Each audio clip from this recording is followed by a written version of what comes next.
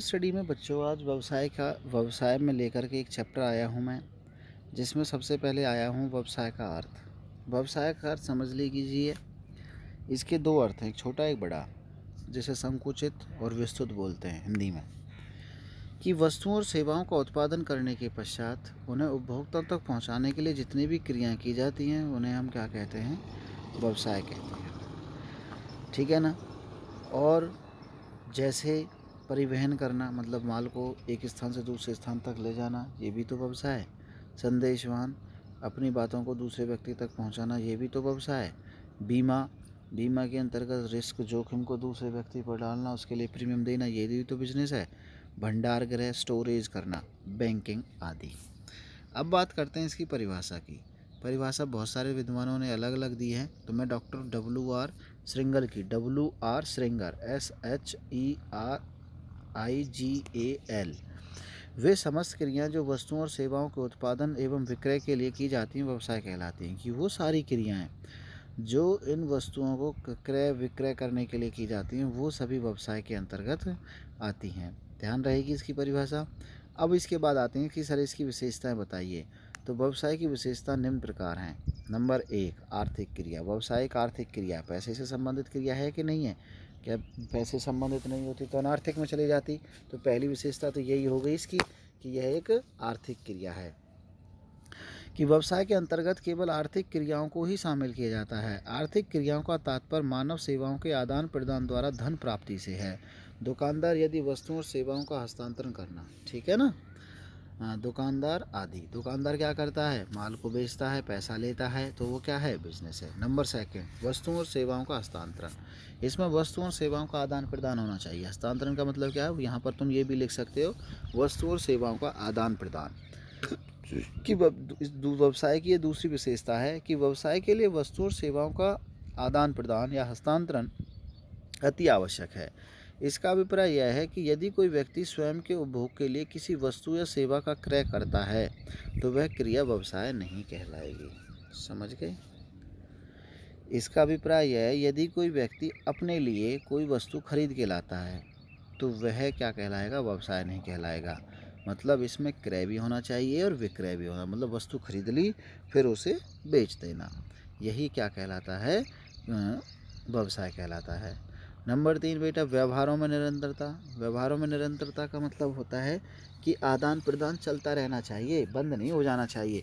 आज खरीद लिया फिर गई 10 दिन की, नहीं, उसे बिजनेस नहीं कहेंगे। आज खरीद लिया फिर बेच दिया, फिर खरीद लिया फिर बेच दिया, फिर खरीद लिया फिर बेच देती है, इसलिए कंटिन्यूटी होनी चाहिए। वास्तव में व्यवसाय उस आर्थिक क्रिया को कहते हैं जो निरंतर होती है, अर्थात क्रय विक्रय में निरंतरता होना आवश्यक है, मतलब निरंतरता होनी चाहिए।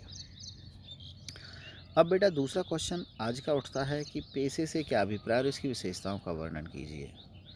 ठीक है ना। पेशा, पेशा भी एक आर्थिक क्रिया है जो एक विशेष ज्ञान एवं कौशल प्राप्त व्यक्ति के द्वारा समाज के विभिन्न वर्गों की निष्पक्ष सेवा की जाती है। मतलब पेशा क्या होता है कि जो समाज के लोगों की निष्पक्ष सेवा करता है। विशेष ज्ञान और कौशल प्राप्त करने के पश्चात वो जो समाज के लोगों की निष्पक्ष सेवा करता है उसे ही हम पेशा कहते हैं। वेबस्टर के शब्दकोश के अनुसार पेशा वह व्यवसाय होता है जिसके अंतर्गत एक व्यक्ति विशेष ज्ञान प्राप्त करके दूसरे व्यक्तियों को निर्देशन, मार्गदर्शन या परामर्श देता है, उसे हम पेशा कहते हैं। तुम इसमें एग्जाम्पल भी लिख देना, जैसे डॉक्टर, वकील, CA, चार्टर्ड अकाउंटेंट। बेटा पेशे की विशेषताएं पढ़ेंगे आज हम। पेशा की विशेषताएं कौन कौन सी होती हैं? नंबर 1, विशिष्ट ज्ञान एवं तकनीकी कौशल। कि पेशेवर व्यक्ति के पास अपना एक विशेष ज्ञान होता है, अपनी एक विशेष पहचान होती है, तकनीकी होती है। प्रशिक्षण एवं अनुभव प्राप्त करने की औपचारिक व्यवस्था। कि यहाँ पर प्रशिक्षण और अनुभव प्राप्त करने की अपनी एक औपचारिक व्यवस्था होती है। नंबर 3, प्रतिनिधि पेशेवर संघ का होना। मतलब क्या है? इसका मतलब क्या है? जैसे डॉक्टर करनी है तो बार काउंसलिंग ऑफ मेडिकल कराएगी डॉक्टर। वकील बनना है तो बार काउंसलिंग ऑफ लॉयर कराएंगे।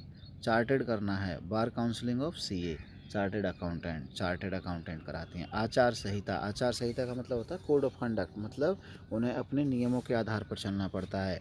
जो भी सरकार के रूल रेगुलेशन होते हैं उनका पालन करना पड़ता है। आर्थिक स्वार्थ के स्थान पर सेवा भाव को प्राथमिकता। और पेशे की सबसे बड़ी विशेषता यह है कि आर्थिक स्वार्थ के स्थान पर पेशे में किसको ध्यान में रखा जाता है? आर्थिक स्वार्थ के स्थान पर सेवा भाव को ज़्यादा विशेष महत्व दिया जाता है। उसके बाद बात करता हूँ बेटा, रोजगार किसे कहते हैं और इसकी विशेषताओं का वर्णन करो। रोजगार वह आर्थिक क्रिया है जिसके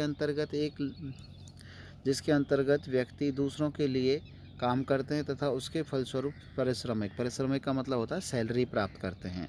पारिश्रमिक वेतन, सैलरी, मजदूरी आदि के रूप में हो सकता है, उसे हम रोज़गार कहते हैं। कि मैं किसी दूसरे लोगों के यहाँ नौकरी करता हूँ, नौकरी के बदले में मैं कुछ पैसा प्राप्त करता हूँ, सैलरी लेता हूँ, उसी को हम क्या कहते हैं? रोज़गार कहते हैं हम। ठीक है। रोज़गार की विशेषताएं क्या है? नंबर 1, दूसरों के लिए सेवा, मतलब दूसरों के लिए काम करना पड़ता है। व्यक्तिगत सेवा, अपना खुद दूसरों के यहाँ जाना पड़ता है। समझौता, रोज़गार में एक कॉन्ट्रैक्ट होता है कि तुम मुझे नौकरी से नहीं निकालोगे, या फिर कि मैं तुम्हारी स्कूल को या ऑर्गेनाइजेशन को या संस्था को छोड़ करके नहीं जाऊंगा। यहाँ पर जो रोज़गार करने वाला व्यक्ति होता है उसे नौकर की संज्ञा दी जाती है। पूंजी की आवश्यकता नहीं बेटा, नौकर को बिजनेस में पैसा लगाने की आवश्यकता नहीं होती, इसमें जोखिम नहीं होता। मैं किसी के यहाँ नौकरी कर रहा हूँ, मुझे तो सैलरी मिलेगी ही मिलेगी, चाहे उसे नुकसान हो या प्रॉफिट, तो इसमें जोखिम नहीं होता। और इसमें नियोक्ता की प्रकृति, इसमें मालिक होता है। नियोक्ता कौन होता है? रोज़गार में एक मालिक भी पाया जाता है, मालिक के यहाँ नौकरी करनी पड़ती है, उसे हम नियोक्ता कहते हैं। समझ में आ गई बच्चों?